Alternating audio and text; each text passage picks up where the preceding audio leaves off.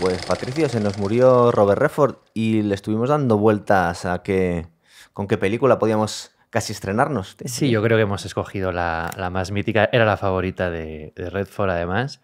Él nombró luego cuando hizo su festival en sus montañas rocosas, lo llamó Sundance Sí. por su personaje, y yo creo que Butch Cassidy and Sundance Kid Eran súper colega de Paul Newman, que se conocieron haciendo esta peli, sí. Y luego repitieron el golpe 4 años después, ¿no? Repitieron y se pasaron el resto de su vida lamentándose en no haber vuelto a hacer una película juntos. Ellos luego cultivaron una amistad personal muy fuerte, se apoyaron muchísimo en festivales y tal. Les propusieron hacer la segunda parte tanto de Dos hombres y un destino como del golpe, y la rechazaron porque lo que querían era un proyecto nuevo, con unos personajes nuevos que estuviesen a la altura, y no se dio la oportunidad. Pero bueno. Calla, que me acabas de dejar a cuadros. ¿Qué pasa? Que segunda parte aquí, es verdad que es un final. Es un que final, no se ve lo que ha pasado, pero bueno. Lo que ha pasado, pero se lo ofrecieron. Ya sabes que en Hollywood pueden hacer, no sé si era exactamente una secuela, que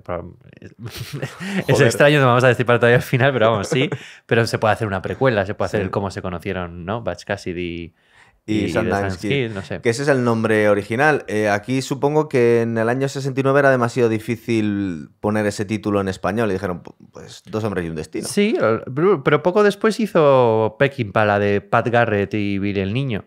O sea, que se podía haber puesto, podrían ¿no? haber hecho pues Butch Cassidy y Sundance el Niño, ¿no? No sé. Pero decidieron cambiarla por Dos hombres y un destino. Que no es un poco premonitoria también. Es un poco premonitoria. Nos adelanta un poquito el final, pero no es malo. No es malo, yo creo, sobre todo porque nosotros hemos nacido ya como con el misticismo de Dos hombres y un destino. Ya era ese peliculón. Pero sí, no sé, yo creo que la podrían haber llamado de otra manera. Probablemente menos comercial. Butch Cassidy. Seguramente. Estaba pensando en ese afán que tenían en España con sobreexplicar las cosas, como por ejemplo pones Alien, pones El octavo pasajero, claro, no, tienen que... o pones Aliens y El regreso, esos pegotes que no se ponían en Estados Unidos ni en otros países, no lo hacían aquí. Y sí es verdad que es un poco premonitorio, porque tienes toda la película viendo que va mal la cosa, ¿verdad? Que van al desastre estos. Sabes hacia dónde están yendo, pero yo creo que eso es lo más importante de esta película, que bueno, la escribe William Goldman, que es un guionista bárbaro, ganó el Oscar por la película, ganó luego un Oscar adaptado por Todos los hombres del presidente, que estaba también Redford, y hizo La princesa prometida, que es una película mítica.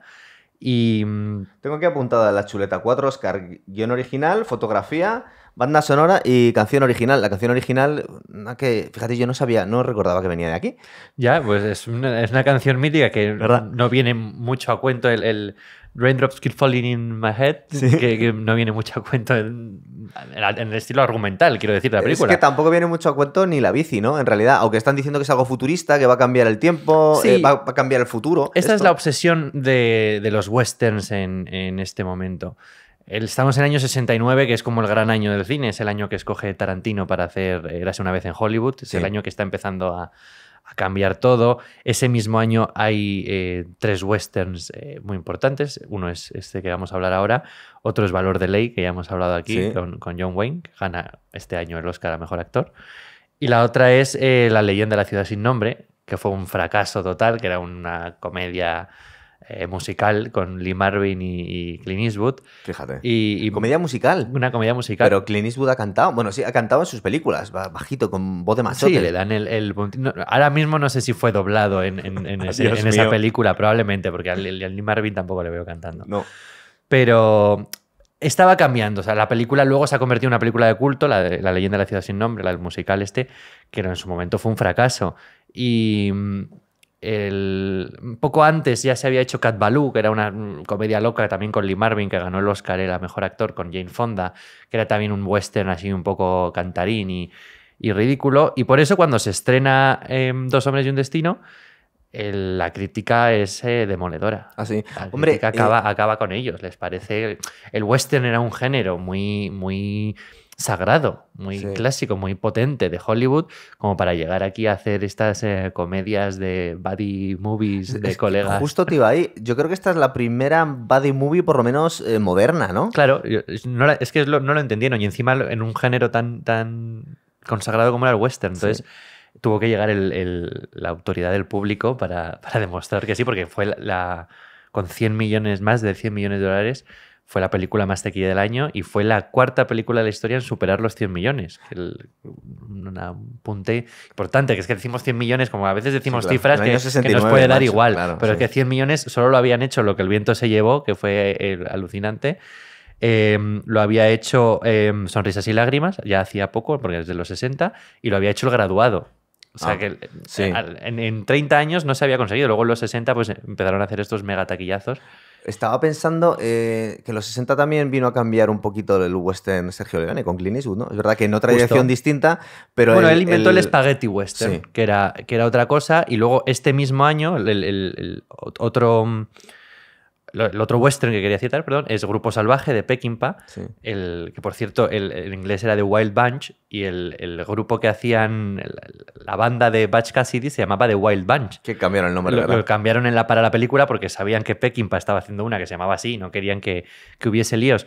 Pero premonitoriamente las dos películas, sin tener nada que ver la una con la otra, tienen muchas cosas en común. Tienen este final abocado al vamos a enfrentarnos a enfrentarnos a un ejército entero. El otro es en México, este es en Bolivia, pero vamos, está rodado en México también. Sí, es verdad. Y tenemos también lo que sería luego la marca de la casa de Peckinpah, que son esas muertes a cámara lenta, que aquí vemos en alguna escena, así como grandilocuentes y tal. O sea que está cambiando el western, se está acabando, está haciendo el western crepuscular y este está inventando además lo que hablábamos, las feel good movies, las buddy movies. Las buddy movies que vamos a ver muchas, sobre todo los 80, ¿no? Totalmente. Es como la época dorada de las buddy movies. Y crea además pues una de las parejas más míticas de la historia del cine. Por cierto, Redford no era... porque a la hora de hacer el casting, Redford no era famosete todavía, ¿no? Parece ser que lo tuvo que luchar incluso Newman. Había hecho Propiedad condenada con Natalie Wood y Sidney Pollack, que fue su director de cabecera. Luego hizo con él Jeremiah Johnson, Memorias de África. Qué grande esa también. Es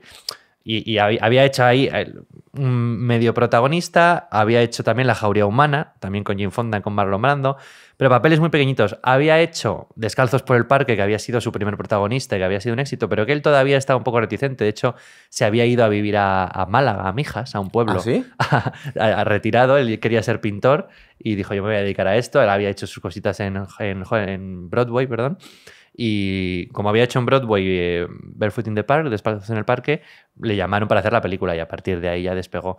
Pero no era una estrella. No, pues es curioso, un tío que ha sido un sex symbol y que las tías se volvían locas, que el tío se vaya a Málaga a pintar. Sí, el tío estaba casado, feliz, con niños ya. Es que tenía casi 30 años cuando hace esta tenía 31 años. Y claro, Barefoot in the Park debe ser 2 años anterior, tenía 28 años, estaba casado y tenía chavales. Y dijo, bueno, pues yo quiero pintar y me voy a un pueblo en España que es más barato, como hacen aquí. Bolivia es más barato, más asequible para vivir.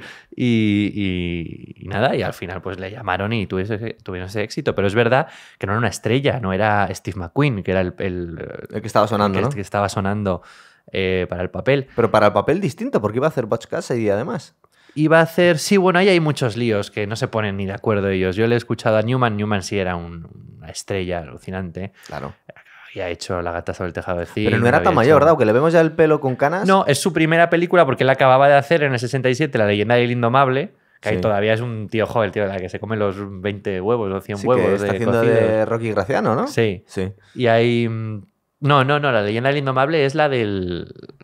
¿Cuál es la pillo de que está en una cárcel por ahí perdido? Es cierto. Pero también hace de boxeador, de Rocky Graciano, ¿no? En una de estas. Pero yo creo que esa es posterior, creo. Esto que se tiene que hacer una transformación física como hizo Robert De Niro con Toros Salvajes. Justo, pero vamos, que todavía le teníamos como un chaval joven y aquí es verdad que le vemos la cana. A Butch Cassidy le vemos la cana.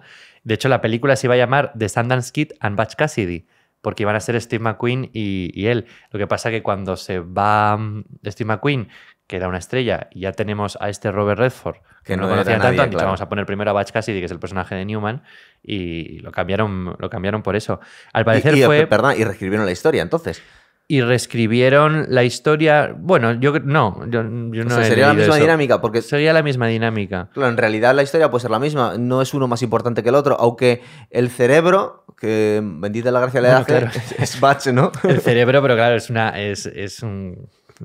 comedia, es una broma reincidente, perdón. Sí, que tiene unas ideas de casquero. Durante toda la película. Sí. Y no, es verdad que según la vemos parece más importante Newman, pero yo creo que es por esta manera que tenía Hollywood de organizar. O sea, Newman era la estrella y simplemente por planos, al primero que vemos en el primer plano es a Newman. Entonces, Sí. es simplemente porque era Newman. Y Sí, por pero eso, es verdad que y por viendo eso la película adquirió... no queda tan claro quién es más No, protagonista o sea, de los si dos. nos basamos en el guión, en lo que hubiese sido el guión, yo creo que era un reparto muy compartido. De hecho, Steve McQueen dudo que hubiese... Porque en esa época eran muy especialitos con ese tipo de cosas, de no quiero ni un minuto más en pantalla que tú, quiero que salgan nuestros nombres a la vez en el mismo tamaño, ese tipo de cosas. Con lo cual yo creo que simplemente creció un poco el personaje de Newman por ser Paul Newman quien era. Que al parecer fue Joan Woodward, la mujer de Paul Newman, la que sugirió a Robert Redford. Debió parecer claro, guapito, un tío guapísimo tal. que va a mover mucho. Por cierto, y sí es verdad que les costó, que no le querían. Tuvo que convencer al estudio. Por cierto, Redford obviamente no ha hecho muchos papeles de superhéroe, pero recuerdo que una vez hice un programa sobre cine survival y metimos 2 películas suyas. Metimos, por supuesto, Jeremiah Johnson y luego de las últimas guapas que hizo, que se llamaba All is Lost. Esa no la he visto. Pues está el tío en un velero y... Ah, sí, bueno, claro que la he visto. Sí, claro, es que no la he cogido en español. Pues, Sí, en español, ¿cómo se llamó?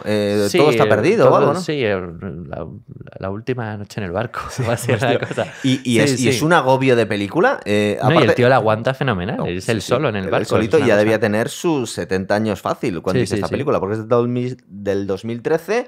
Se ha muerto con 89, pues 70 ahí. Sí, es casi 80. Un machote, Robert Redford, tío. No, o sea, que aunque le pusieron de sex symbol, se podría haber quedado encasillado en otras cosas, pero el tío luego ha hecho cosas es que yo creo que él muy contraintuitivas, vamos. Él ha sido, y me parece mentira, lo estamos diciendo siempre, lo de la última estrella, lo estamos diciendo siempre que se muere alguien, decimos, pero yo creo que es realmente la última estrella en el sentido de que superaba encasillamientos, películas, personajes, superaba todo eso. O sea, era la persona que la gente iba a ver las películas porque era Robert Redford. Ibas a ver la película de Robert Redford.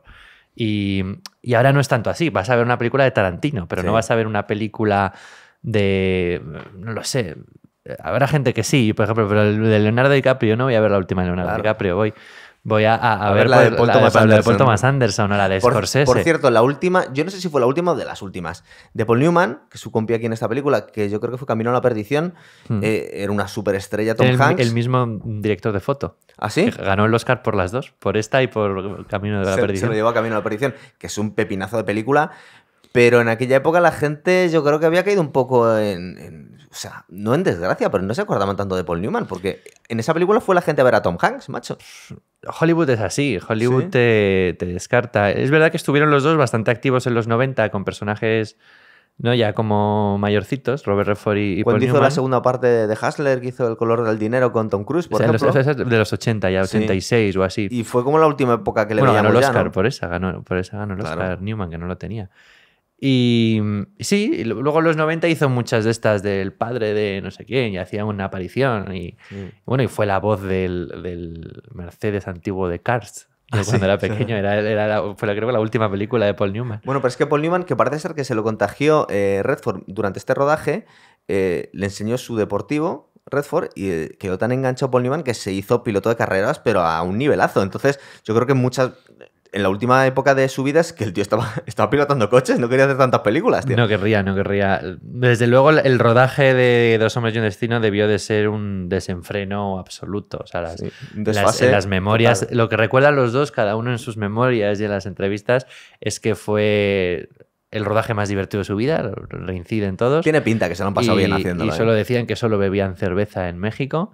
De hecho, creo que todo el equipo cogió una diarrea horrible en México por beber agua, menos Robert Redford y Paul Newman, que solo bebían cerveza. Fueron los únicos que se libraron del...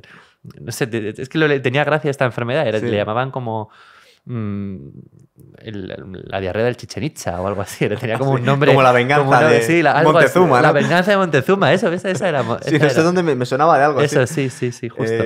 Oye, y luego vamos a contarlo cuando hablemos de la peli ya, y os contemos lo que ocurre.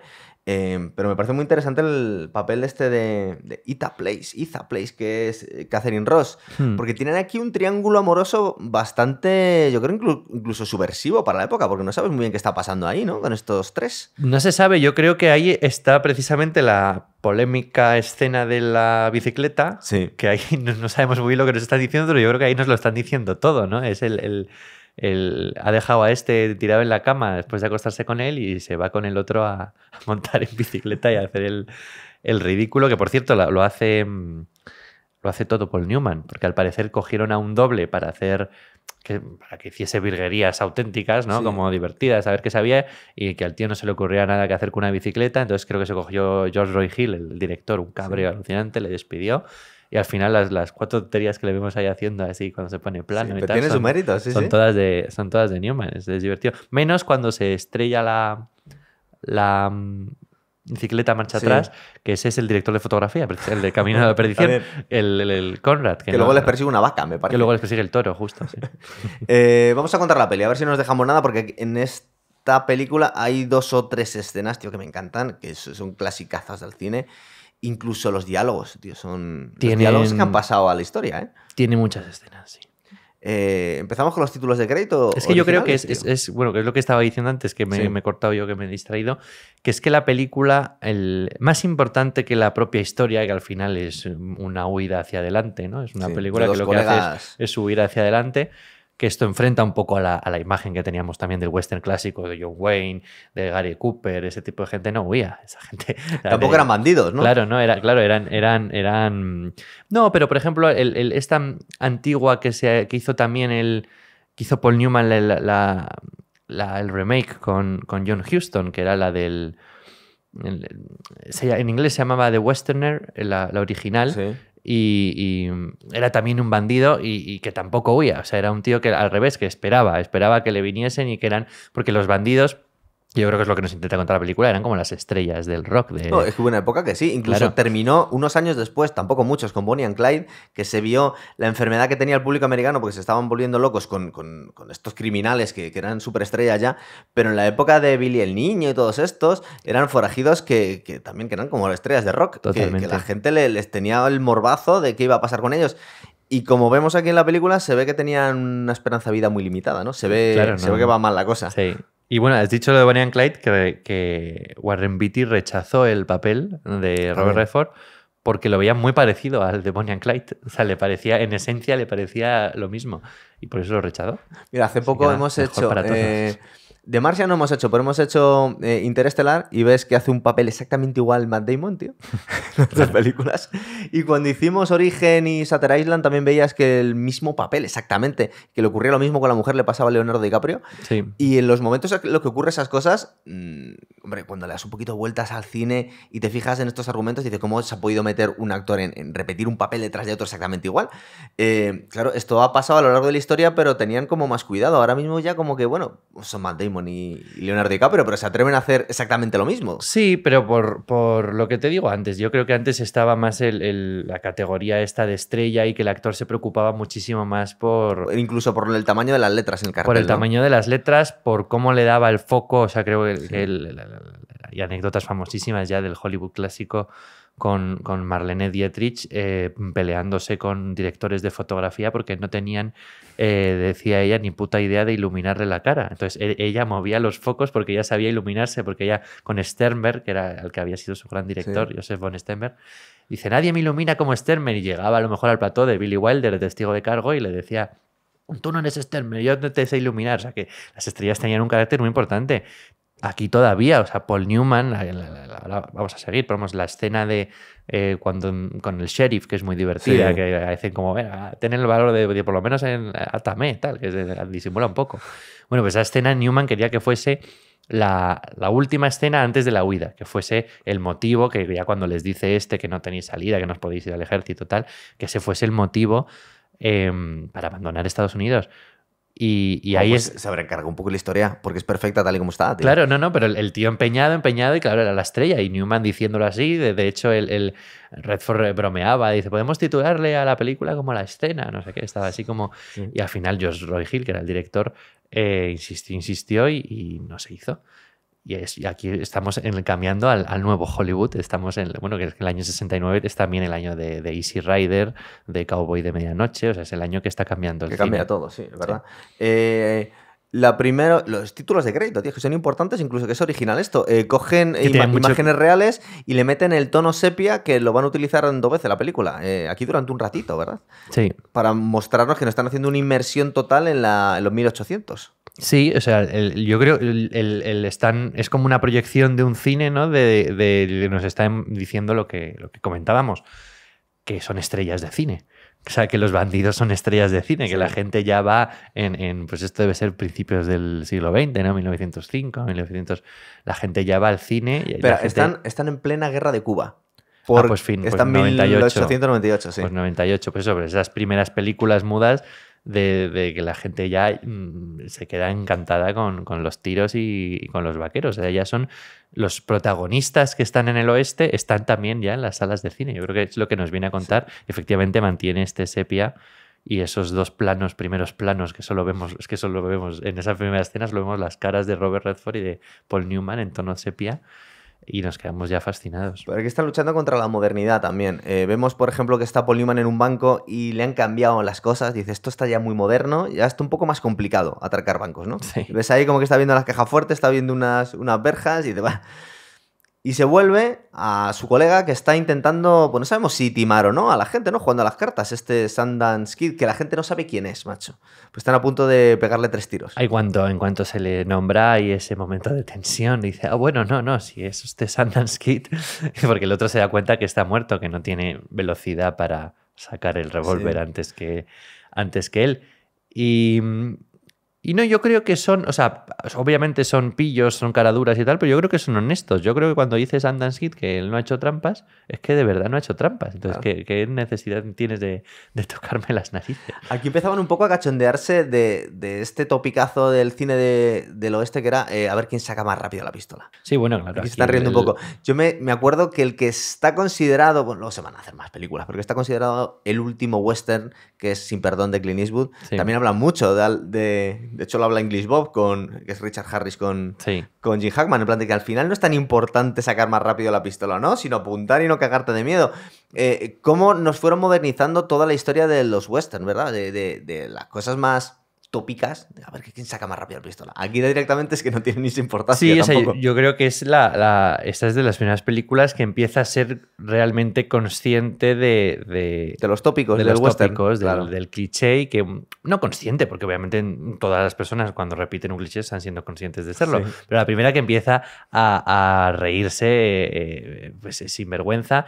Y tampoco desde una comedia desaforada. Es que está muy bien ajustado, ¿verdad? Es que la comedia está, porque no deja de ser un drama, es una película que te hace pensar bastante, que tiene su... Coño, que es muy fatalista también. Y de hecho no es tan alegre como muchas veces te lo puedes imaginar. No, lo que pasa es que son personajes que tienen sentido del humor, que es la clave. Sí. Son dos personajes que llevan su vida, que luego lo piensas y dices, es que es lo que probablemente más se ajustase a la realidad, porque tú no puedes llevar esa vida reafirmándote en el drama y en la tensión. Pero tienes que tomar un poco y haciéndote todo, el héroe. claro, sí. O sea, es un tipo de vida en la que no puedes estar haciéndote el héroe como normalmente habíamos visto en todas las películas. O sea, claro. vámonos cagando leches porque nos van a matar, ¿sabes? O sea, no. Entonces, por un lado, es una comedia muy divertida y por otro lado, es de los westerns que para mí más se ajusta a lo que debían de ser las personalidades de los bandidos. Totalmente. Les vemos que estos dos salen del pueblo. Van cabalgando los dos. La química que tienen estos dos tíos es impresionante. Y aquí es cuando cambia, si te fijas, el plano a color ya, normal. Es decir, cuando ya empiezan a acercarse a la guarida donde tienen es en un mismo plano, ¿no? Creo, sí. De paisaje que va perdiendo la sepia y va poniéndose en color. Y va poniéndose en color. Y lo de la química es que creo que se vio porque Redford, claro, estaba joven, tan en plan estrella, no quería ensayar. Él venía del teatro donde se ensayaba muchísimo, tal. Entonces él insistía mucho y insistió ya toda su vida en entrevistas y tal, de la magia y el poder de la cámara y en cómo cambias en el momento, no tiene nada que ver lo que ensayas y el poder de la cámara. Y George Roy Hill, el director, dijo, oye, estuvimos ensayando 2 semanas, lo hacían fenomenal, tal. Y de repente el primer día de rodaje, que creo que fue un atraco al tren, sí. Alguna escena de los atracos al tren, de repente eran divertidos. O sea, de repente una cosa que no habían hecho en el ensayo, de repente delante de la cámara, eran divertidos sin estar haciendo comedia, sino que les veías una naturalidad, unas miradas cómplices, unas risas, un tal, y entonces dice que eso fue efectivamente, la magia de la cámara. Pero me estás diciendo que no era tan buscado el tono que acabó teniendo la película. No era. De hecho, Newman... O sea, no pretendía tener tanta comedia. No. No, ni desde el guión. Goldman lo decía muchísimo. Qué dijo fuerte. que su guión era mucho más oscuro y mucho más tenebroso. Y Newman tampoco quería... Newman quería eliminar todas las bromas que podía porque él estaba empeñado. Había hecho una comedia que se llamaba Un marido en apuros o algo así, bastante mala. Yo la he visto con su mujer en una ciudad perdida de centro, una comedia bastante mala, y él se consideraba un actor cómico pésimo. Entonces, cuando veía chistes, se ponía nervioso. Decía, no quiero hacer chistes, no quiero hacer comedia. Porque, claro, en esa época estamos todavía acabando cine clásico. Paul Newman ha trabajado en cine clásico. Cuando haces comedia, es comedia pura. Sí. O sea, es un personaje que pues, son ridículos, son chistes, y entonces eso a él le tenía pánico. Y aquí entonces, es algo que se va quedando en medio, en tierra de nadie. George Roy Hill lo que le decía es, no, tú actúa normal. O sea, no intentes ser gracioso. Tú di el diálogo normal, como lo dirías normal. Y ahí es donde empezaron a encontrar este tono que yo creo que es el gran logro de esta película, o sea, y por lo que se convierte en un éxito. Inventaron las buddy movies modernas de forma accidental, casi. Sí. Porque no era su intención. No, yo creo que su intención era hacer una cosa más pereza, más un western con... Sí, un poco crepuscular, pero vamos, sí, sin tampoco volvernos porque locos. Tampoco podían contar con la complicidad que se dio con Redford y Newman, es que no se conocían, entonces... Claro. Fue que se dieron las circunstancias. La pobre que estuvo más apartadita fue Catherine Ross, porque pues quiso dárselas ¿De diva o qué? No de diva, de petarda, nuevo Hollywood, las mujeres también dirigimos. Quiero ser la primera mujer en el departamento de cámara del estudio de la 20th Century Fox. Entonces le pidió a Connie, al director de fotografía, que estaba en todas partes, era muy importante en este rodaje, claro. Y le pidió grabar una escena del supergrupo, de los que les van persiguiendo, y creo que fue como... Todos se rieron de ella, cogió la última toma de la noche, todo el mundo se quería ir, ella se puso a mover la cámara de operadora, George Roy Hill se cogió un cabreo que dijo que le prohibió volver al rodaje si no grababa ella, le dijo, solo vas a venir a las escenas que grabas. Y de hecho la escena de la bicicleta no la graba George Roy Hill, la graba el segundo director con Conrad. Porque no la podía ver, ¿no? No la podía ver, porque le pareció una pretenciosa, una niñata y tal. Y luego, lo mejor es que yo lo he visto en entrevistas y ella te lo cuenta con mucha naturalidad. Y digo, bueno, pues como... Es decir, que no son los otros los que dicen fue una petarda, no, es ella misma la que dice, sí, yo fui un poco gilipollas. Y digo, bueno, pues es la pobre lo pasó mal. Dice que la escena que más le gustó rodar fue la de la bicicleta porque no estaba el director. Una vez más, cuando ves la película, tío, esta es la tercera vez que la veo, yo creo... Te das cuenta que tiene mucho más de lo que parece. Que por un lado han inventado la buddy movie moderna, pero por otro lado, tú estás viendo un fatalismo tremendo. Aquí es curioso cómo una cosa lleva a la otra y hay consecuencias. Aquí van a reunirse con su grupo de bandidos, que supone que son hombres que están no sé si a su cargo, pero él es el jefe, Butch Cassidy, y se le han revelado. Se lo han revelado y... Tenía un motín con un señor como de 3 metros, además. Sí, tío, enorme, se parece al tiburón de James Bond. Lo que ocurre es que más o allá... Machete, o sea, es una mezcla del... ¿verdad?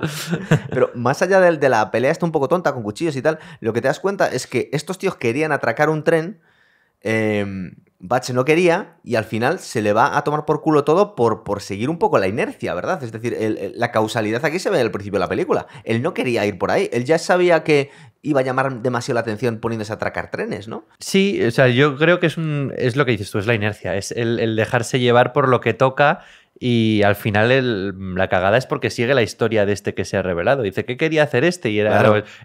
pues atracar a la ida y a la vuelta el tren, ¿no? Y ahí es cuando la cagan, porque claro... Es una cosa, la teoría que dicen ellos es, no, es que si lo atacamos las 2 veces, ya la segunda vez nadie se lo espera. Pero en realidad la lógica es, la segunda vez va a ir más protegido, ¿no? Porque que es lo que termina pasando. Lo que nos damos cuenta es que estos tíos, como nos comentabas tú antes, tampoco tienen mucha malicia, porque luego hay un momento, ya casi al final de la película, que confiesa Paul Newman que no ha matado todavía a nadie, y parecen como si fueran unos adolescentes haciendo gamberradas. No pretenden matar a nadie, llevan un colegueo con todas sus víctimas.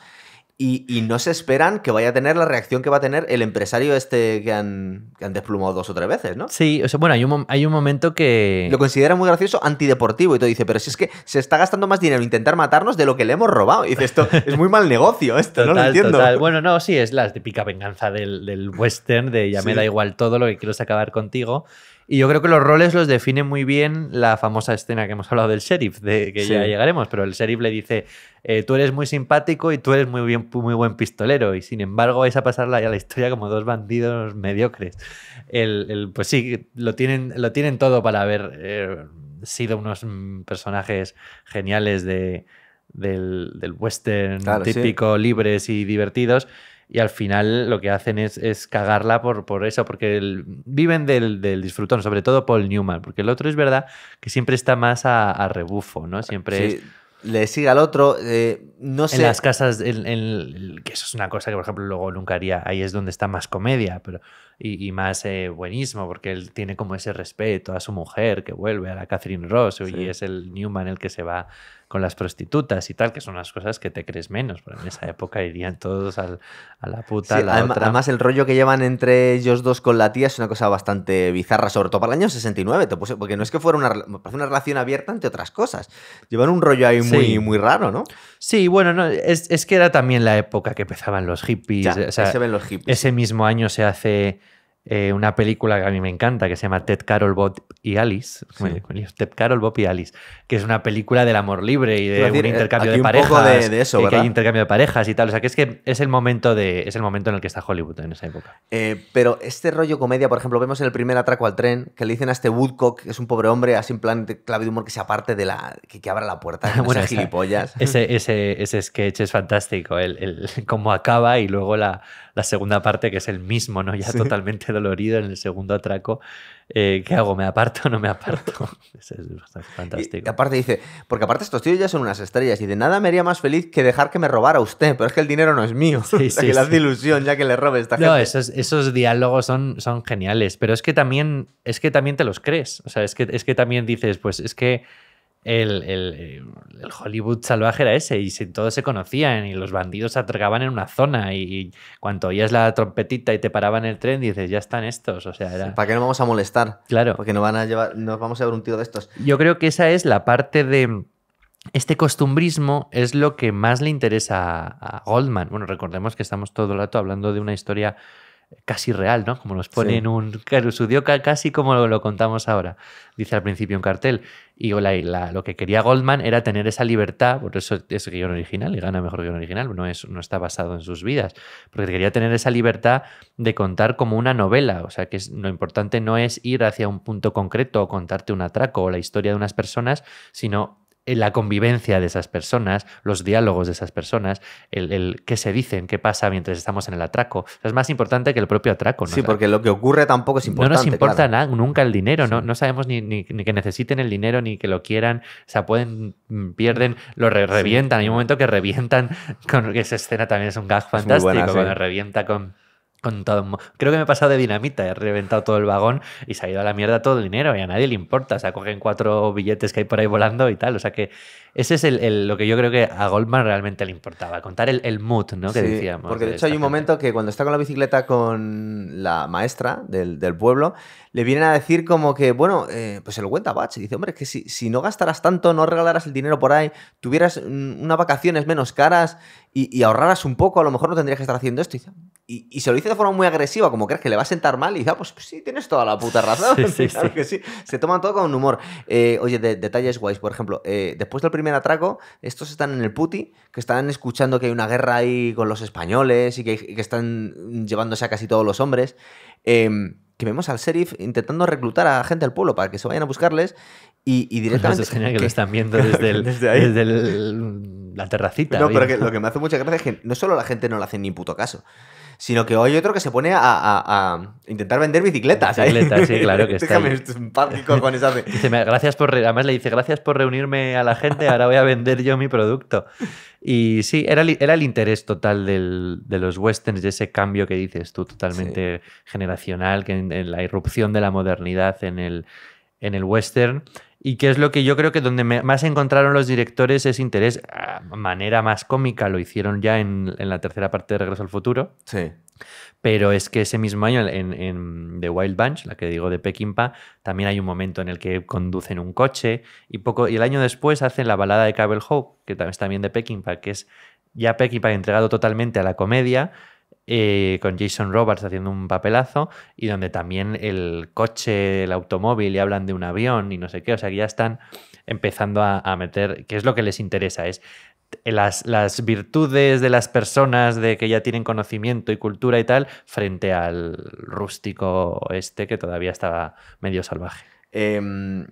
Por cierto, aquí se cuentan sus verdaderos nombres. Estos tíos tienen el colegueo, porque claro, están con su nombre su nombre artístico. Uno se llama Parker y el otro se llama Harry. Y estamos encantados, pero da la sensación que llevan bastante tiempo, que estos tíos ya son muy amigos y que hoy por fin les ha dado por decir su verdadero nombre. Bueno, pero es como tío. más tarde cuando le dice Newman, que lo has dicho tú, es que yo no he disparado todavía a nadie. Otro dice, claro, es que no sé nadar también. Claro, el otro no sabía nadar, justo, o sea que se están conociendo. Es una buddy movie de libro. Lo de los nombres es un chiste interno de Goldman, del guionista. Ah, sí. Porque lo único que sabía de Sundance Kid era que había nacido en New Jersey y su nombre real. Entonces, era lo único que se sabía de él fehacientemente. Entonces, pues hace luego el chiste también con New Jersey, sí. Que tienen ahí, pues tú sabes de no sé qué, lo mismo que tú sabes de New Jersey y tal. O sea, el pobre metió los dos datos que sabía reales. Los tenía que meter ahí, ¿no? En el momento que pudo. Yo creo que la parte más transgresora de la película es primero cuando vemos a Redford, a Sundance Kid, meterse en la casa de la maestra, que parece que la va a violar a punta pistola, ¿verdad? Es una... Te mete una tensión ahí, porque la otra le está siguiendo el juego, se está quitando la ropa obligada, claro, a punta pistola. Eso es lo que es muy bonito, y esto es una de mis escenas más bonitas de la película, que es como ella le sigue el juego, efectivamente. Sí, y en realidad ya eran amantes, claro, sí. Y hasta que al final ella se rompe con esa frase final y dice, no sé, espero que hoy llegues a tiempo, no sé qué, algo así, como sí. También como con un segundo sentido.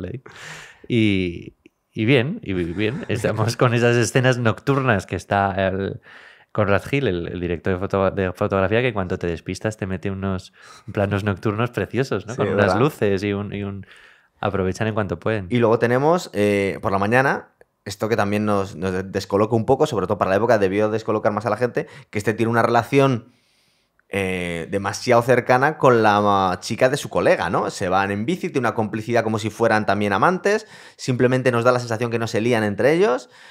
También hacen un juego como si no estuviera con él estaría contigo, ¿no? Sí, bueno, y luego hay un momento en que hace el chiste ya directamente Newman, ¿no? Le dice, ¿qué haces? Dice, robarte a tu mujer. Y dice, sí. Muy bien, quédatela. Y el otro se ofende y dice, pero joder, qué poco romántico eres. Sí.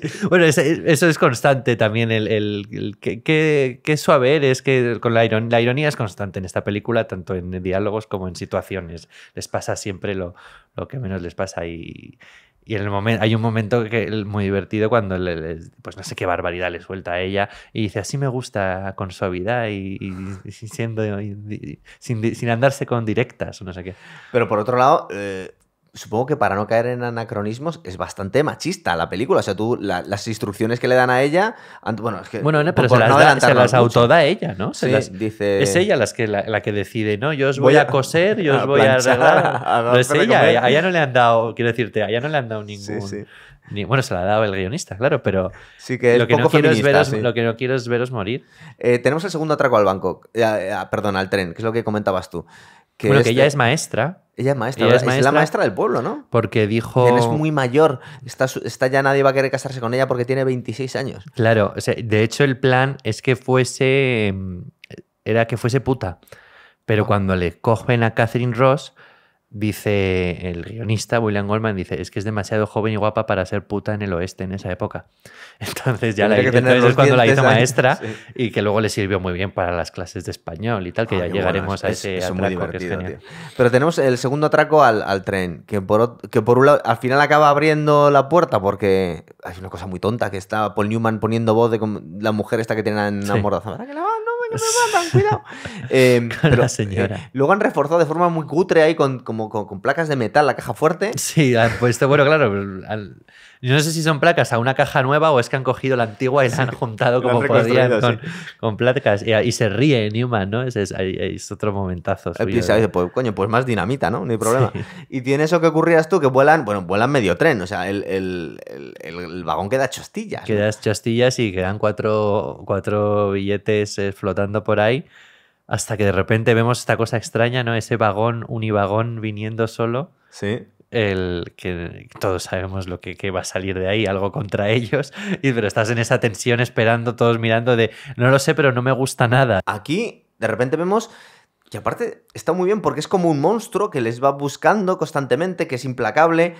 Hay una parte bastante dura, pero el tono de la película te lo mete debajo de la alfombra, que es que están matando a todos sus secuaces. Es decir, en esta misma huida, tú ves que está el grupo de... Sí, hay dos que palman. Sí, los mercenarios que van detrás de ellos y vemos que están matando a todos sus hombres y esto les da un poco igual, ¿no? Ellos dos son colegas y el resto les da lo mismo. Sí, yo creo que ahí el punto de cambio mental está en, porque tú puedes ser, hay un momento que dice, vamos a dividirnos, nos reencontramos, que es cuando estás pensando, bueno, vamos a ver luego qué pasa. Y en el momento ya que ves que te has dividido y que van a por vosotros y que a los otros dos ya que quedan por ahí libres, ¿no? Entonces es ya cuando empiezas a decir, a no preocuparte por el resto, porque dices, estos cabrones me están matando. Es muy chulo cómo está metido, como dices tú muy bien, el monstruo, ¿no? El ver de repente un puntito lejos al indio oliendo la tierra, ver Lord Baltimore. Lord Baltimore, el sombrero blanco del otro, del abogado, sí. el sombrero de paja. Y este tipo de cosas digamos que han fichado, el dueño de la Union Express está tan encabronado que se ha gastado una barbaridad y ha fichado como al Real Madrid. Tiene a lo mejor jugadores del oeste para matarles. De hecho, ellos no se lo creen porque empiezan a decir, no, ese solo actúa en Wyoming, ese no sale de Tucson, Arizona. Y dicen, no, que son ellos. Ha salido me encanta que lo que decíamos de las estrellas, salen en los periódicos. Sí, o sea, tienen las últimas noticias, ellos se enteran.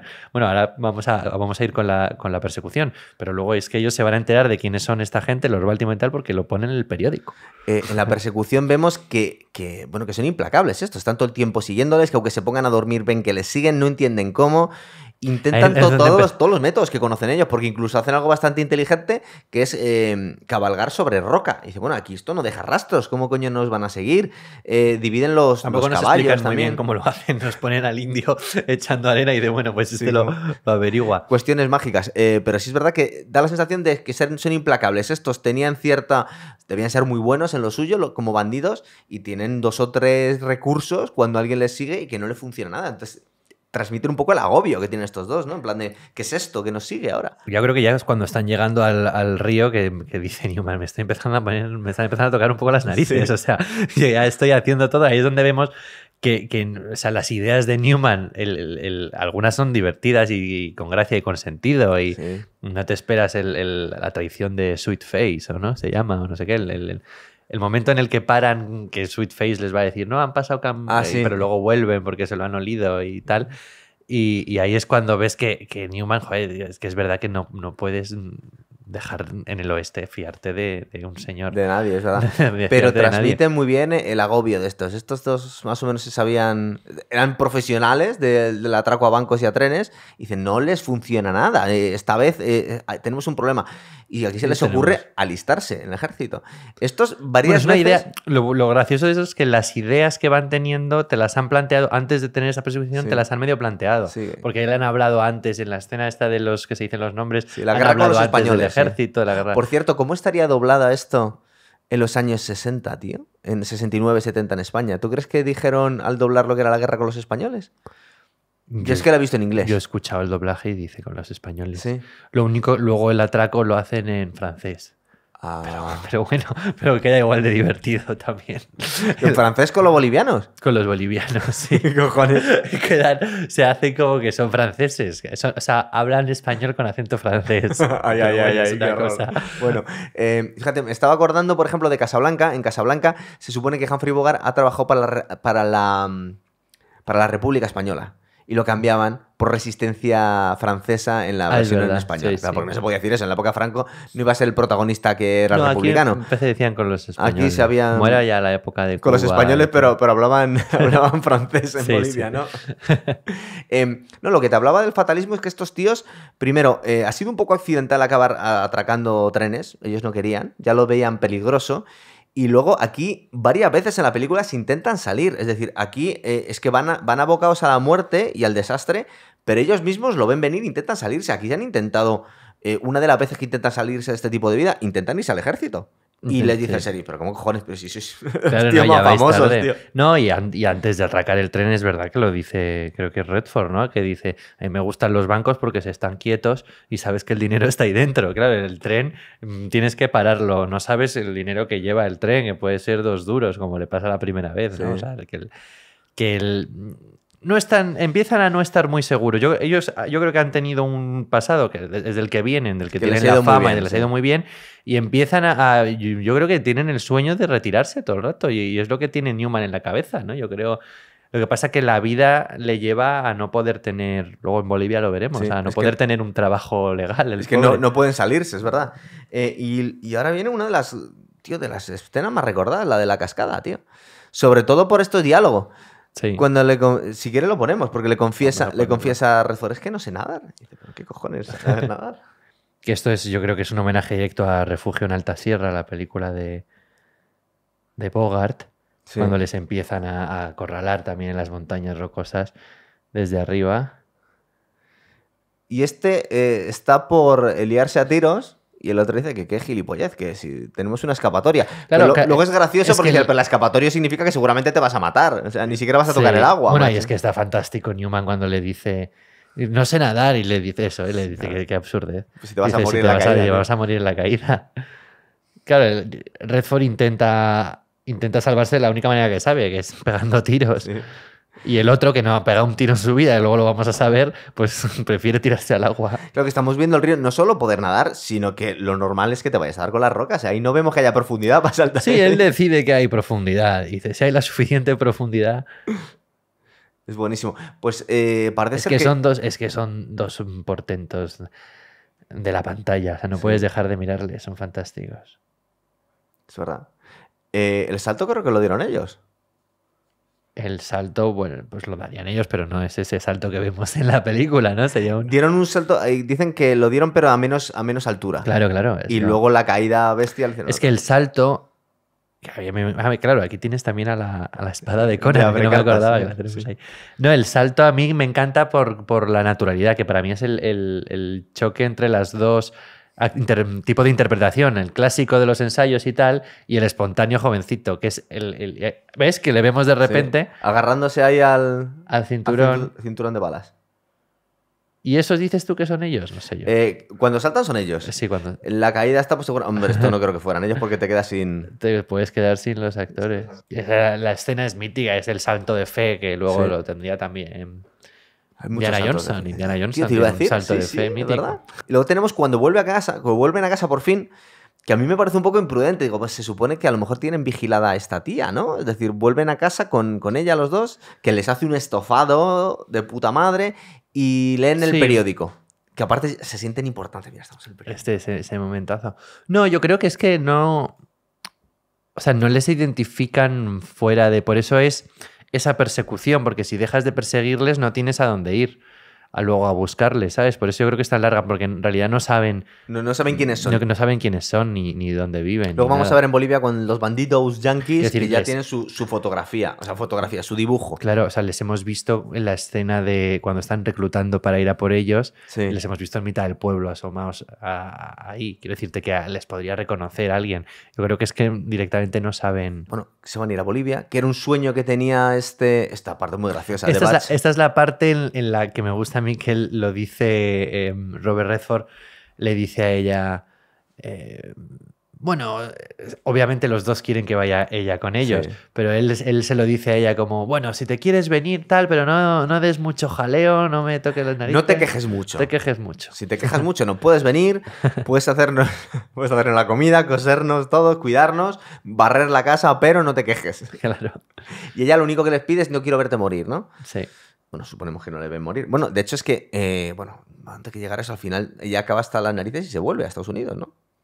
En algún momento. Sí, bueno, porque yo creo que ya ve el momento de que dice esto va a acabar mal, ¿no? Y es lo que les ha predicho. Porque Bach les ha vendido un poco la moto, diciendo que Bolivia es como el Dorado, ¿no? Que va a ser maravilloso, que ahí Bueno, es muy fácil sacar pasta. Claro, es que a mí en el momento ya de guión que dice lo de Bolivia, digo, pero este se ha cogido Bolivia como que cuando ves el banco que van a trabajar, el primer banco es el Banco de los Andes. Es buenísimo, es buenísimo, tío. La llegada buenísima. Pero antes de nada tenemos como el intermedio aquí, que otra vez volvemos a los tonos sepia, a fotografías de la época mezcladas con algunas fotografías de ellos. Sí. Y nos narra muy bien el viaje, ¿verdad? Que debía ser la hostia. Claro, o sea, este es uno de los motivos, también durante la huida lo hemos visto mucho, por los que yo creo también que gana el Oscar a Mejor Banda Sonora, porque hay muchísimas escenas que es simplemente música. Sí. Aquí lo vemos solo con fotografías y música, pero antes les hemos visto huir solo con música y vamos a ver muchas escenas de estas de montaje con mucha música. La escena de las fotografías. ¿Por qué es la escena de las fotografías? Iban a rodar alguna escena en los escenarios de Funny Face, la película de Barbra Streisand. Pero en Hello Dolly, perdón. ¿En barco o narrando un poco el viaje? Sí, era alguna escena narrando el viaje, vestidos así de smoking, tal. Oye, qué elegante se ponen cuando cogen el carrito, ¿verdad? Sí, que de repente justo. dices, estos tíos Está son muy, unos gentlemen. es increíble porque está muy bien contado con las fotos. Es una fotonovela, Sí, prácticamente. Es una fotonovela y con las miradas de ellos entiendes cómo es el viaje, la miradita, cómo baila Redford con ella, cómo el otro está ahí sentado aburrido. Está muy bonito contado. Pero una vez más es una genialidad que nace de la necesidad. Que iban a hacerlo con los, he dicho Funny Face, pero no es Hello Dolly, con los decorados de Hello Dolly y en el último momento los de la 20th Century Fox se pone nervioso el director de la película y tal y dice que quiere que sus decorados sean exclusivos de su película y que no salgan de su película. Entonces lo que hicieron es, bueno, pues no podemos grabar ni que se vean bien los decorados y tal, pero hacemos 4 fotos y hacemos este montaje. Y al final mola mucho. Queda muy guay y es súper original. Ahora, a mí la parte que más me descojono al principio, tío, es nada más llegar a Bolivia. Es que me parece la hostia. Porque es un sitio, con perdón si no os viste de Bolivia, por lo que sacan ahí la película, es un sitio de mierda, tío, absoluto. Sí, no, es una vez más el cliché. Hay una llama abandonada, unos cerdos que no paran de...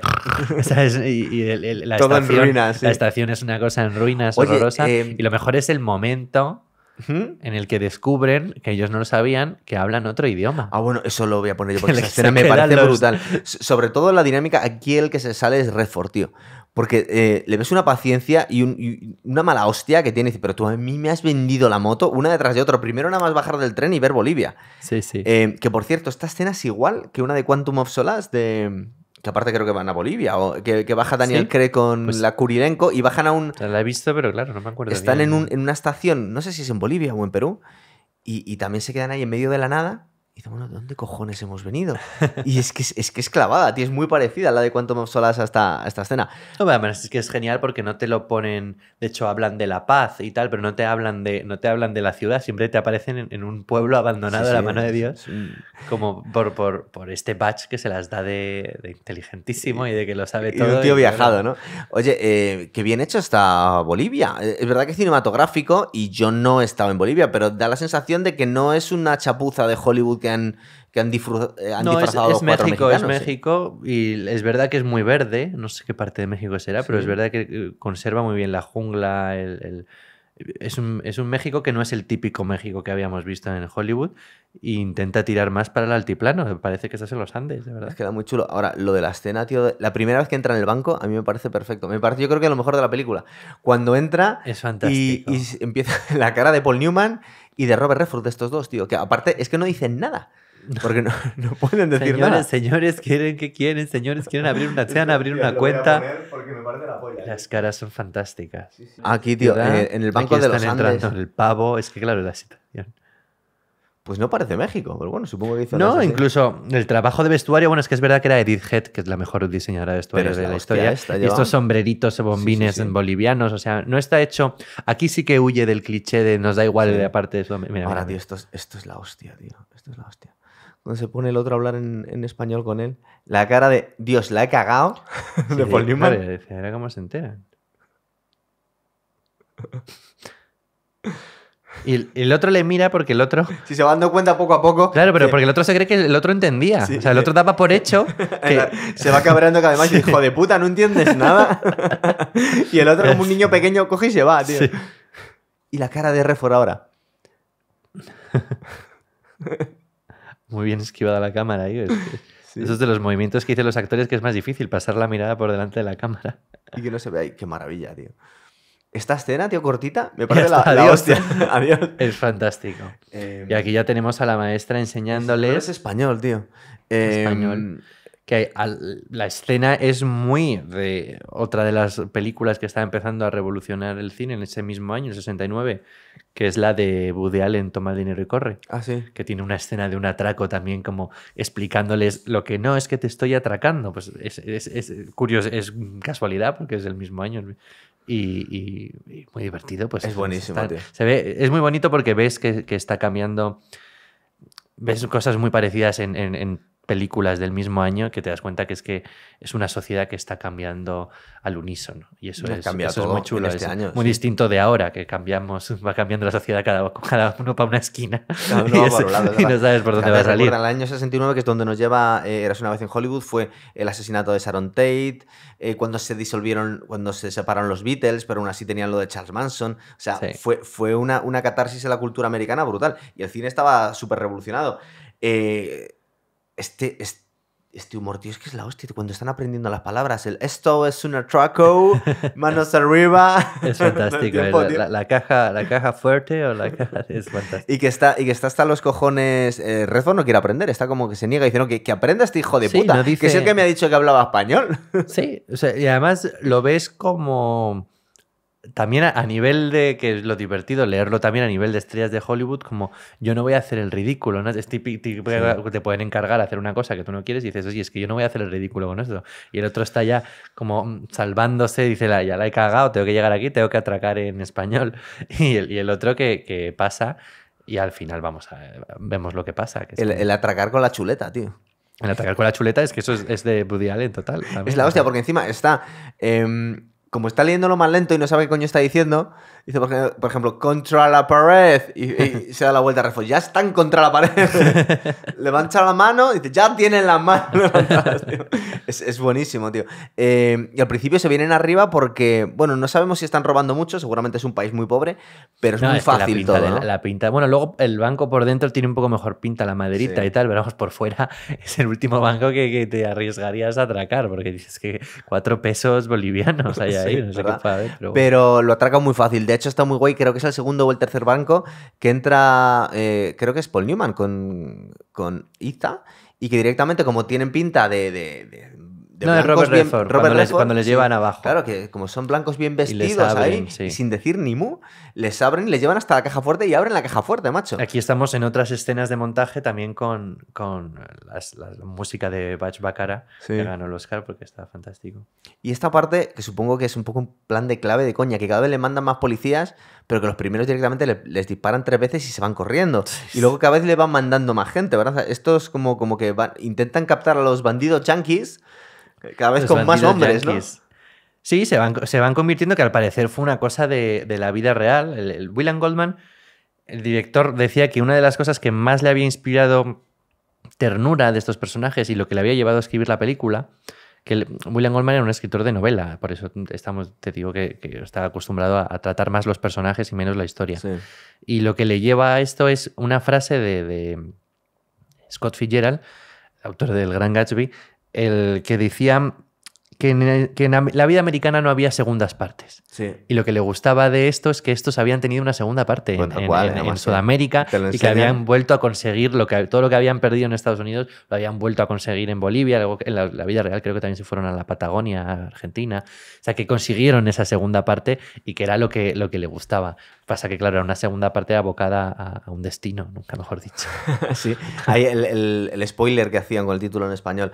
Pero estos empiezan a mosquear que cada vez les están tirando como más policías. Es una barbaridad la gente que le llevan. Y deciden probar suerte con un trabajo, ¿no? Bueno, porque ven que han aparecido algunos de los que les perseguían en Estados Unidos. Sí, ven el sombrero blanco famoso, vemos solo eso. Y dicen... Entonces, claro, pero ¿saben seguro o se lo están imaginando? Porque a lo mejor están viendo fantasmas puede también. Puede porque ser. Al final no acaban de salir la película estos dos. Entonces a lo mejor están imaginándose que les siguen, ¿no? Puede ser, porque además el personaje de Newman es muy fantasioso y se crea... Eso es muy divertido. Se crea autovenganzas que nadie se va a dar cuenta. O sea, él dice, no, pues ahora vamos a ser legales y se va a cansar de esperarnos y tal, cuando lo que dices tú, o no es esa persona o no le va...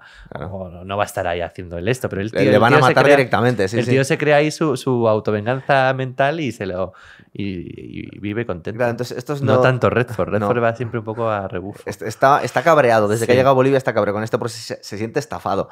Se pone como guardias de seguridad, ¿no? De un minero. Bueno, llegan a ver qué trabajo les dan. Sí.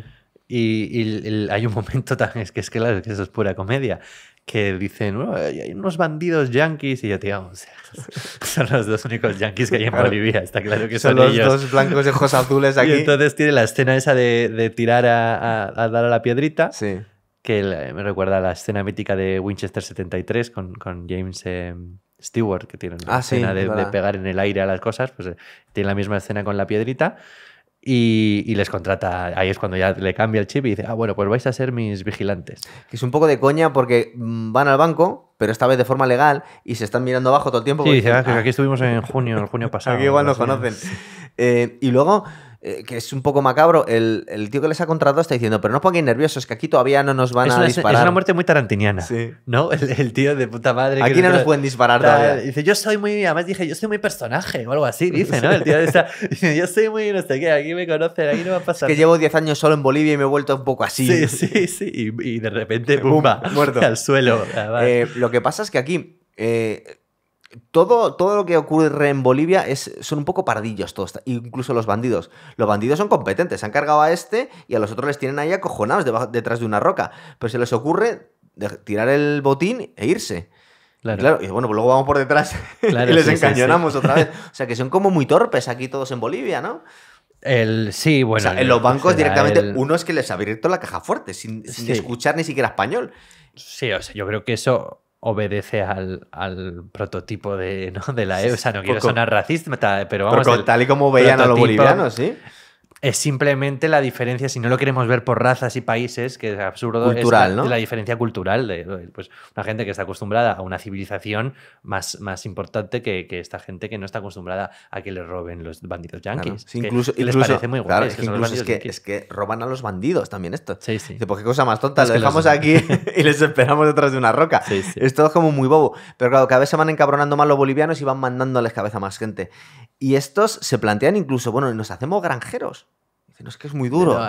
Eso hay que ser de joven. Lo del rancho tienes que hacerlo de joven. Y al final acaban que va a ser su perdición atracando a unos pobres diablos ahí que están en medio de la jungla, ¿no? Llevando en un burro que va con el sello ahí. El burro de las minas. Sí, de las minas. Que creo que es el mismo sello que llevaba otro burro en el Tesoro de Sierra Madre. Lo he leído por ahí. La de Humphrey Bogart, esa. Sí, no me ha dado tiempo a revisitarla, de John Huston también, pero he leído por ahí que lleva el mismo sello, que es lo que les delata luego con el chaval. Porque estos van muy de sobras también. Recuerda que aquí les van a pillar porque están tomándose unas tapas en la plaza del pueblo, pero ya le habíamos visto en Bolivia unas cuantas veces comiendo en restaurantes de puta madre. Estos blancos que no hablan español... cuando están buscando unos bandidos yanquis ahí, sí. O sea que se cortan poco, ¿no? No se cortan nada, pero ahí estamos otra vez pues, viendo cómo tratan a los personajes del sitio. O sea, todo el mundo sabe que hay unos bandidos yanquis, son tal, pero cuando llegan unos yanquis les Les dan todas las cortesías. Y tenemos la escena final, que es una escena final de acción pura y dura moderna, ¿verdad? Aquí que tenemos el niño se chiva al sheriff del pueblo, van un huevo de policías y encima se traen al ejército después. Sí, una vez más es muy sorprendente el parecido con la escena final de Wild Bunch, la del mismo año de Peckinpah. Estoy muy pesado con Peckinpah porque ha habido un ciclo en la Filmoteca Nacional, ahí en el Cine Doré, y nos hemos visto todo, me he visto todo Peckinpah. Y es que estas cosas como, perdona, cuando hicimos el Sexto Sentido hace nada, contó Amenábar. Sí. Que los otros, que ya lo tenía ya escrito el guión, que no podía ser porque salió 2 años después, que no puede ser que mala suerte, esas coincidencias que tiene la vida, que el Sexto Sentido y los otros va de lo mismo y están rodadas prácticamente a la vez. Aquí esas cosas que pasan, ¿no? Que nunca puedes... Da la sensación que alguien ha plagiado a alguien, ¿no? Sí. Pero no. Pero yo creo que eso también es bonito. O sea, claro. Es que son... Me parecen casualidades, claro, ¿no? Me parecen 2 películas... O sea, justo en el Sexto Sentido y en los otros, yo creo que el cine ya está más aplatanado, en el sentido de que hay menos... Son 2 muy buenas películas las 2, pero hay menos creatividad visual. O sea, pero son es 2 películas mucha más... casualidad, ¿no? Tú no ves ahí... Es demasiada casualidad. Demasiado, ¿no? Pero bueno, o sea, le pasó también a Berlanga cuando hizo su famosa película de la muñeca, de tamaño natural, en el año 73. Pedro Lea hace una película que se llama No es bueno que el hombre esté solo, con López Vázquez, que es también de un señor que vive con una muñeca. O sea, que es que ya es casualidad, porque además son cosas muy rocambolescas para que coincida el mismo año, pues sí, pues son casualidades o plagios. O plagios. No hubo una película de meteoritos el mismo año, justo, de Hollywood. La de Deep Impact y la Armageddon son del mismo año también. Pues mira, Deep Impact es y Armageddon es lo mismo. ¿De verdad nadie ha espiado a nadie? Bueno, pues son cosas que ocurren. Nos llegan. La escena está muy bien llevada desde un punto de vista de acción, ¿verdad? Que están aquí estos acojonados metidos en la habitación. Se lo toman de forma... O sea, los tíos se agarran a la esperanza con uñas y dientes, ¿eh? O sea, en ningún momento lo dan por perdido. En ningún momento. De hecho, Newman está haciendo planes para irse a Australia. Y ahora Australia. Nos está contando, esto es Australia, mierda. De verdad. Esto reconozco que me he equivocado, pero es que Australia tiene nuestra misma manera de pensar. Sí, porque dice, pero está lejísimos. Y de no me busques pegas. Pero por lo menos hablan inglés. Sí. Y tenemos mucho sitio donde refugiarnos.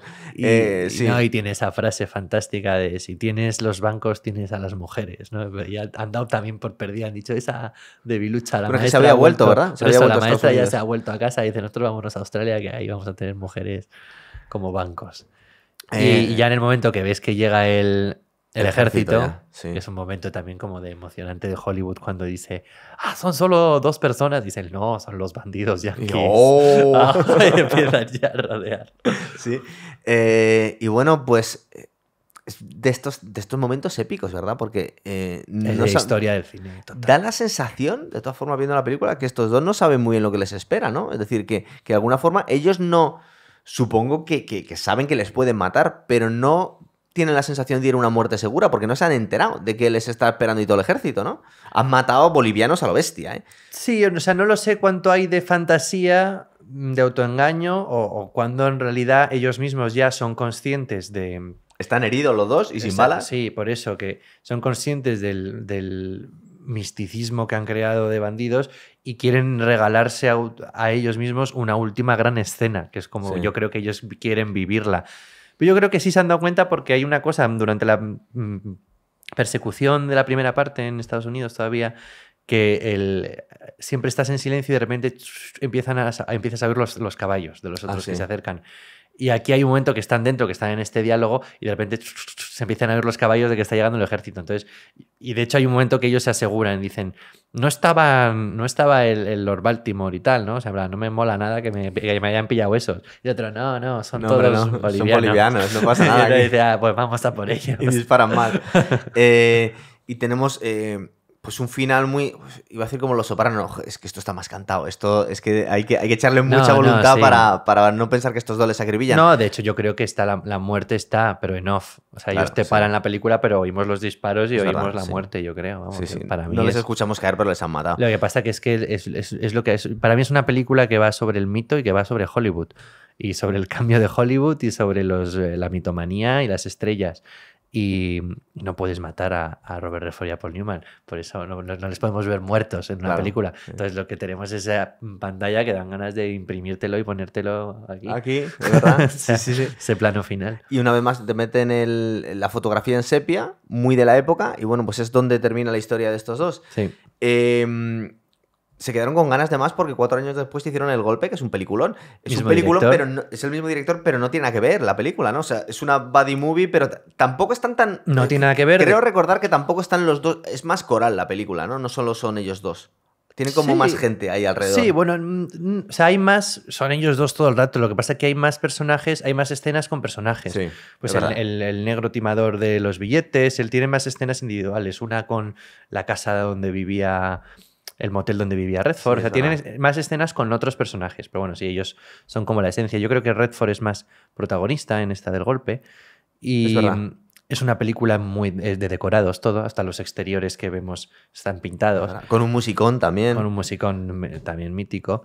Y bien, yo creo que el golpe, así como Dos hombres y un destino es un western que ya está cambiando las cosas, El golpe, en cambio, me parece que es la última película de cine clásico. O sea, es una película que es posible, es verdad. es una película que me parece totalmente que se podría haber hecho en los años 40. Yo no sé por qué, pero lo siento así también, es verdad. Sí. Es la última película antigua o la película antigua más moderna que recuerdo, es verdad. Y no sé explicarte muy bien por qué, es verdad. No, yo creo que es el tratamiento de los personajes, lo que te digo de los decorados. Para mí es puro cine clásico. Si la hubiesen hecho en blanco y negro, nadie dudaría de que es el último clásico. Es verdad que hace poco hice la saga de Ocean's Eleven. Lo que pasa es que Ocean's Eleven, que es muy del golpe, lo que pasa es que Ocean's Eleven es un remake, ¿no? De la cuadrilla de los 11, claro, sí, entonces, con Frank Sinatra pero y sí, el Rat Pack. Es verdad, pero si en el golpe no hay Ocean's Eleven ni Ocean's 12 ni tal, porque es un poco lo mismo. Pues que tampoco vamos a elegir entre papá o mamá, pero ha pasado más a la posteridad Dos hombres y un destino que el golpe, ¿no? Aunque aquí en España yo creo que la gente conoce más el golpe. Puede tío. ser, o sea, sí. Yo lo conozco por... Mi madre fue la primera que me puso el golpe y entonces yo la primera que vi fue el golpe y para mí ha sido siempre el golpe como la gran película, porque es una de las favoritas de mi madre. Entonces Sí, por eso es la muy tengo buena, yo, tío, sí. que no sé ver con distancia, porque como tampoco he vivido en la época del 60, 70 Claro. como se vivieron, para mí es el golpe y para mí es más conocida el golpe. Ahora, Dos hombres y un destino tiene también un halo de misticismo y también por la propia historia que cuenta y Es tal, verdad. que mola mucho, no sé. Estaba pensando... Hay gente a la que le molesta, A y ver. lo vi en una entrevista con Redford, que él decía que su película favorita era Dos hombres y un destino, Sí. probablemente porque tenía cosas personales, Se lo pasó muy mejor. bien, sí. Es lo que te digo, unas son exteriores, han rodado en México, han bebido cerveza, han hecho, y la otra era una cosa de estudio de Hollywood, tal. Pero Y con un argumento mucho más enrevesado que se te tienen que aprender frases mucho más largas, Sí, da mucho más trabajo justo. al actor eso. Y no, y lo que decía Redford es que le gustan las dos, lo que pasa que a la gente normalmente le pasaba que la gente él decía, ya ha visto todo el mundo el golpe, como diciendo, si conoces el final no tiene tanta emoción. Y a mí es que no me molesta en absoluto Yo me la quiero volver a ver. conocer el final del golpe. El timado, uno de los timados no es el de Tiburón, el hombre este, ¿cómo se llamaba? ¿Quién El era? capitán del barco. Ah, sí, que era también no me sale ahora. Era un autor teatral muy bueno también. Sí, era el rubio de Desde Rusia con Amor, en el que se mete Sí, de sí. hostias con Sean Connery Justo, también. justo. El hombre este, pues... Pero no me acuerdo que estaba en el golpe, sí. Pero me suena a mí que es que está en el golpe, que es el de... Pues que estaría, ¿no? creo que es el timado, tío, ¿eh? Lo tengo ¿Sí? que ver, a ver si... Pues será. Es una de esas. ¿Qué más pelis que me propusiste? Una que estaba de Redford con Hackman que no había visto. Es una peli especial. ¿Qué nos recomiendas de Redford, El tú, tío? descenso de la muerte. El descenso de la muerte es la que hace justo antes de Dos hombres y un destino. Es también Sí. un prota que hace es Michael Ritchie, el director, que luego haría con él El candidato, que fue una que tuvo mucho éxito en los sí. 70, que era un abogaducho que le cogían para como de cabeza de turco para unas elecciones y al final empezaba a tener éxito y tal. Era una parodia política muy buena. Bueno, pues este es el mismo director y la dije porque él es una estrella del esquí, que ya la idea es como divertida, en plan, que se ocurre hacer una cosa como de esquí, y su entrenador es Jim Hackman. Anda. Entonces, claro, por eso me parecía, digo, este ha sido un año muy Jim Hackman, Sí, es verdad. pues para completar con Bob Redford. Ya nos vamos a ir de colegas llamándole Bob, que es que he visto ya tantas entrevistas llamándole Bob que ya me he quedado con Bob Redford. Pero Fíjate, estoy pensando en estos dos Y me sorprendió más la muerte de Jim Hackman, que tenía 1 o 2 años más, que la de Robert Redford. Y yo creo que era por la imagen que teníamos de Jim Hackman, de un tiarrón tan duro, que es como Clint Eastwood. Suponemos que algún día se nos va a morir, pero que les queremos indestructibles. Y Robert Redford era un tío normal, que también se ha muerto con 89 años, ¿eh? Tampoco es que fuera un chaval. Sí, bueno, también es que hubo una situación como extraña alrededor de la muerte de Jim Hackman con su mujer, el perro.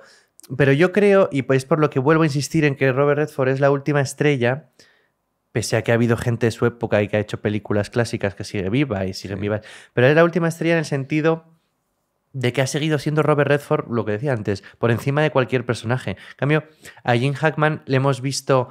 bueno, es verdad que tiene tiempo sin hacer películas, pero le hemos visto envejecer, le habíamos visto imágenes como mayor.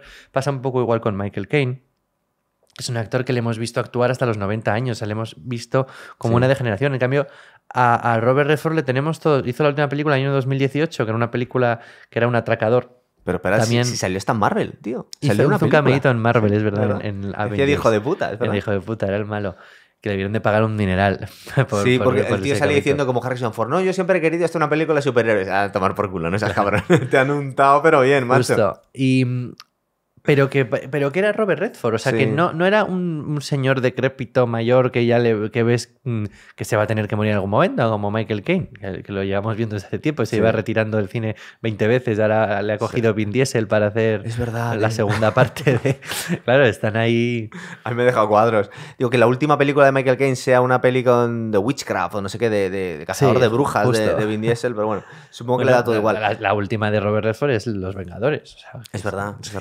Fíjate, yo de Robert Redford recuerdo que me quedé, porque entre otras cosas, esta de All Is Lost es que encima lo hace el todo. Es una película que lleva él con una edad ya, estando en un velero llevando todas esas cosas. Es muy bueno. Es un grandísimo actor. Había hecho la de... que es una película que gusta muchísimo, aunque un poco de nicho, la de Jeremiah Johnson, tío. Jeremiah Johnson yo creo que es la mejor película de... Es la mejor película de Robert Redford, él está increíble. Sidney Pollack está fantástico. Luego hicieron la mítica, yo creo que para todo el mundo, que es Memorias de África. Pero es que Jeremiah Johnson es esa potencia, esa venganza cuando le matan a la mujer. Es que esas imágenes, esas montañas nevadas, es impresionante esa película, ese personaje. Y a mí me encanta esta es malilla, pero a mí me gusta mucho, que es la que hace de periodista con Michelle Pfeiffer, íntimo y personal. Que es como de llorar. ¿No hace una con Dustin Hoffman? Bueno, hizo Todos los hombres del presidente. Claro, pero esa es buena. Esa es buena. A mí me aburre un poco, ¿eh? ¿Sí? Es una película así. Es que a mí el Watergate no me interesa. O sea, no es una cosa que me pareciese. Hay demasiado papeleo, demasiada oficina, demasiada redacción. Sí. Sí. Yo es que trabajo en una revista, en Vanity Fair. Y no te tiene tanto glamour. Y a mí las redacciones me agobian. ¿Y te gustó esta peli? ¿Qué me llama? ¿Los papeles del Pentágono? ¿La que sale Meryl Streep? Esa sí me gustó, la de Spielberg. Sí, de Spielberg. Y Tom Hanks era, ¿no? Sí, Tom Hanks. Y luego hizo una también de jefe, de periodista también hecho polvo. Russell Crowe con Rachel McAdams también, que sale de periodista. Y Ben Affleck, me parece. ¿Sí? Sí, está bastante bien. Estoy pensando en películas de periodistas que estén divertidas. Bueno, divertidas. Iba a decir Spotlight, que es muy buena, pero no es divertida. Spotlight no es divertida. A mí me gustó mucho Primera Plana, de Billy Wilder. ¿Ves cómo se pueden hacer películas en redacciones entretenidas, tío? No, sí. Bueno, pero es que la redacción de Primera Plana es una redacción de los años 30, loca, divertida. Las redacciones del Washington Post, no sé, me aburren más. Pero vamos, y no, ¿cuáles más tiene Redford? Es que a mí ya me gustan como las que son como malillas. Una que voy a hacer, a ver si lo hago porque se lo ha pedido Javier González. Quiero hacer Spy Game, que es de las buenas de que hizo Tony Scott, claro que sí, hemos hablado Tony de Scott ella. Y Brad Pitt también sale, ¿no? Y Brad Pitt. Claro, que es una peli de espías buena, tío. Claro. Es muy buena, es muy buena. Sí, yo estoy también ahora preparando unos coloquios con la Contracorriente. ¿Sí? Y está Spy Game en el catálogo, así que a ver si la rescatamos. Yo creo que eso lo tenemos que hacer, sí. Es buena película. Es buena, ¿eh? Sí, sí. Y además es de la... Claro, es que Robert Redford... es que tiene muchas épocas. Claro, y te hacía un poco de todo, tío, pero no dejaba de ser él. No dejaba de ser él, pero porque es un actor que por ejemplo, es todo lo contrario a los actores que eran de su época, Al Pacino y todos estos que son muy exagerados, muy con muchos... Él es siempre muy, muy delicado. Y para mí el mejor personaje, yo creo que todos los hombres deberíamos quitarnos el sombrero es el de Memorias de África, porque el tío es un señor que hace lo que le da la gana, la tiene a ella como quiere, no me voy a casar contigo, déjame, nuestro amor es así tal, y sin embargo, o sea, en la lectura del personaje hoy en día feminista sería que es un hijo de puta, pero todas las mujeres están enamoradas de Robert Redford en Memorias de África, o todo solo porque le lava el pelo entre hipopótamos, y a mí eso me parece el mayor logro que han conseguido Redford y Sidney Pollack. Es que esas cosas y meternos en muchos charcos siempre ha ocurrido, porque también pasó con Sean Connery.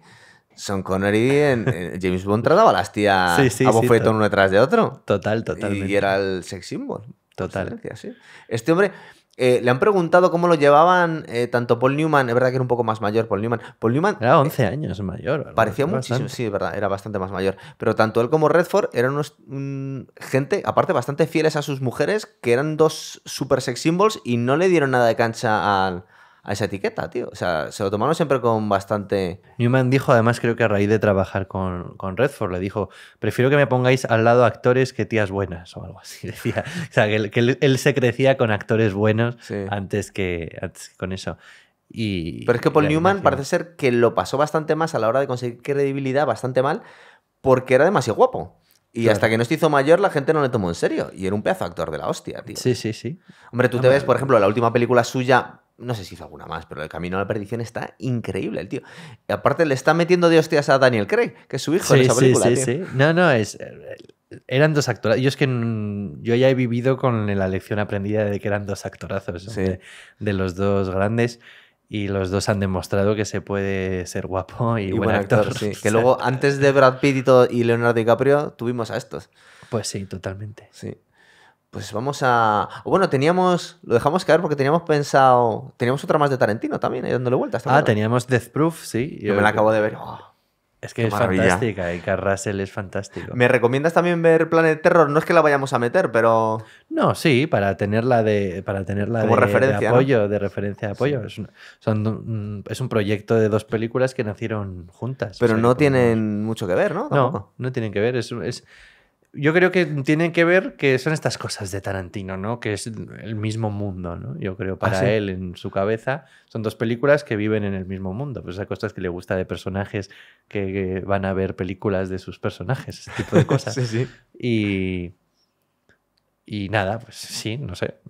A mí es que Robert Rodríguez nunca me ha conseguido fascinar. No, pero bueno, Robert Rodríguez, ¿qué tiene, tío? ¿Tiene el mexicano? Tiene Desperado, tiene la de Antonio Banderas. ¿Tiene Abierto hasta el amanecer es suya? No. Abierto hasta el amanecer es suya. Sí, ese tipo de películas. Saca con mucho apoyo de Tarantino. No, siempre. está saliendo él. Bueno, y los dos nacieron, por cierto, Tarantino y Robert Rodríguez, de Sundance, del Festival de Sundance que creó Robert Redford. O sea que es un cierre magnífico. Deslumbró a todo el mundo. Hay un vídeo cojonudo de Clint Eastwood que estaba en el Festival de Cannes, que debía estar hasta los cojones porque no le ves que sea una actividad para él. Y decía que se quedó fue un favor. El presidir el jurado fue un favor que le hizo a Gilles Jacob, que Gilles Jacob era el presidente de Cannes durante muchísimo tiempo y estaba fascinado por Eastwood. Además, Eastwood se estaba empezando a revelar, estaban empezando a ver que era un grandísimo autor, además de un buen actor. Bueno, un buen actor, es un actor que siempre hace el mismo papel, pero que nos encanta. Ya está. Nos encanta, pero es que además se estaba revelando como un muy buen director. Sí. Y había hecho, yo creo que ya la de Bird, había hecho Sin Perdón, y entonces le habían llamado para hacer de jurado el año de Pulp Fiction. Pulp Fiction. Y dice que se quedó a cuadros. Y no te imaginas una peli para Clint Eastwood de esas, ¿eh? Tuvieron que cambiar todo porque creo que la proyectaron el último día. Sí. Entonces tuvieron que cambiar todo el palmarés, que todo el mundo ya se había hecho su esquemita de va a ganar esta, tal, y vivieron Pulp Fiction y creo que Eastwood dijo... Ya, palma de oro. Dijo, ya, a mí no me la liéis. Esto es lo mejor que he visto. Totalmente. Bueno, chicos, vamos a dejarlo aquí y bueno, supongo que Death Proof, ¿no? Esperemos. Venga, hasta Prueba ahora. de muerte. Adiós.